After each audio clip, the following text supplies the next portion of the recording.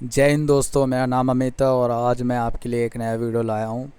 इस वीडियो में मैं आपको ये बताऊँगा कि वक्फ बोर्ड होता क्या है। हाल ही में एक न्यूज़ निकल के आई है तमिलनाडु में ये बताया जा रहा है कि एक गांव है, तिरुचेंदुरई नाम का एक गांव है, जो कि बताया जा रहा है कि पूरा का पूरा गांव का जो ज़मीन है वो वक्फ बोर्ड के नाम है। अब ये दोस्तों वक्फ बोर्ड होता क्या है, ये किस तरह से ज़मीनें आ गई, इसके बारे में हम थोड़ी देर में चर्चा करेंगे। इससे पहले यहाँ पे बात करते हैं कि तमिलनाडु में ये जो गांव है तिरुचेंदुरई, इस गांव के लोगों को पता कैसे चला कि ये वक्फ की ज़मीन है, ना कि उनकी ज़मीन है। अब बात आती है, शुरुआत होती है कि एक राज गोपाल नाम के एक व्यक्ति थे, जो कि ये अपनी ज़मीन बेचना चाहते थे। यानी कि उनकी जो बेटी थी, उनकी शादी के लिए पैसे इकट्ठा करने के लिए ज़मीन बेचना चाहते थे। वो गए रजिस्ट्रार ऑफिस वालों ने जब ज़मीन के कागज़ वगैरह देखे तो उन्होंने ये बताया कि ये वक्फ की ज़मीन है, आपकी ज़मीन नहीं। तो वो शौक हो गए, क्योंकि जो राजगोपाल थे वो ये समझते थे कि ये तो उनकी ज़मीन है, उनके पास तो ज़मीन की कागज़ भी थे। अब बात आती है कि ये ज़मीन वक्फ की कैसे हो गई। तो यहाँ पे राजगोपाल समझ नहीं पाए कि हो क्या रहा है, क्योंकि उन्होंने ज़मीन खरीदी थी ये 1996 में, और जिस टाइम में खरीदी थी उस टाइम में ये ज़मीन की कीमत थी 4 लाख, अब है 12 लाख। सो ये बाद में ये देखे कि ये हुआ क्या। फिर धीरे धीरे बाद में पता चला कि ये सिर्फ उनकी ज़मीन ही नहीं, पूरा गांव की ज़मीन वक्फ बोर्ड के नाम हो गई है। अब यहाँ पे हैरान है, यहाँ पे 7,000 जो हाउसेस थे गांव के, वो सारे के सारे हैरान हैं और ये देखना चाहते हैं कि ये ऐसा हो कैसे गया, ये हमारे साथ कैसे हो गया ये सब।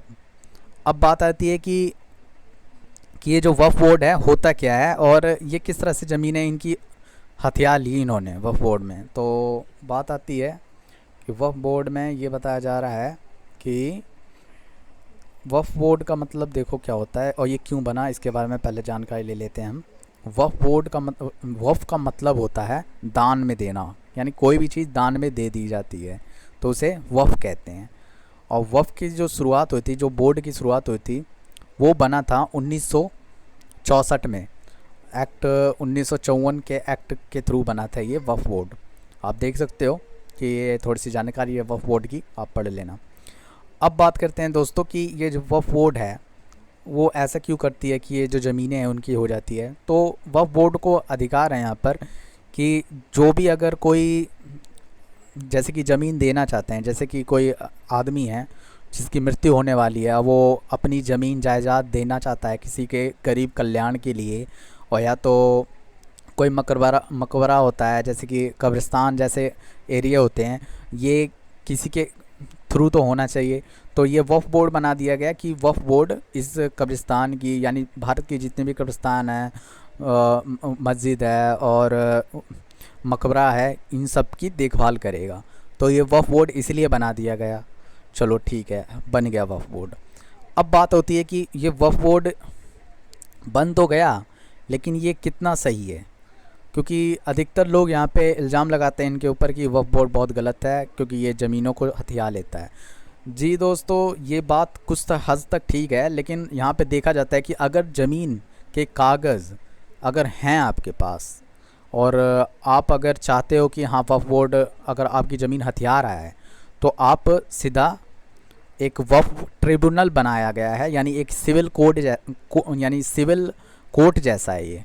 अब वक्फ ट्रिब्यूनल होता क्या है, तो ये 2013 में एक अमेंडमेंट हुआ है। वैसे तो वक्फ बोर्ड में 2 अमेंडमेंट हुए थे, 1995 और 1995 और वो 2013 में।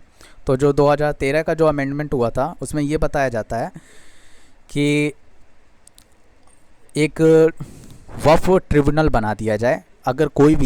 अगर वक्फ बोर्ड अगर कोई किसी भी ज़मीन पर हथियाता है, यानी कब्ज़ा करता है, तो वो जो जिस की ज़मीन पे हथियाया गया है, कब्ज़ा किया गया है, तो वो जाकर वक्फ ट्रिब्यूनल में जाके केस कर सकता है, उसके खिलाफ़ लड़ सकता है।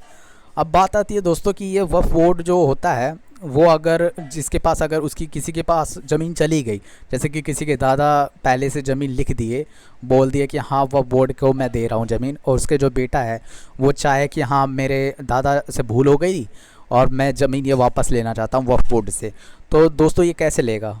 तो बात आती है यहाँ पे, वक्फ बोर्ड अगर चाहे तो ये संपत्ति इन्हें वापस दे सकता है जिसकी ले रखा है दान में।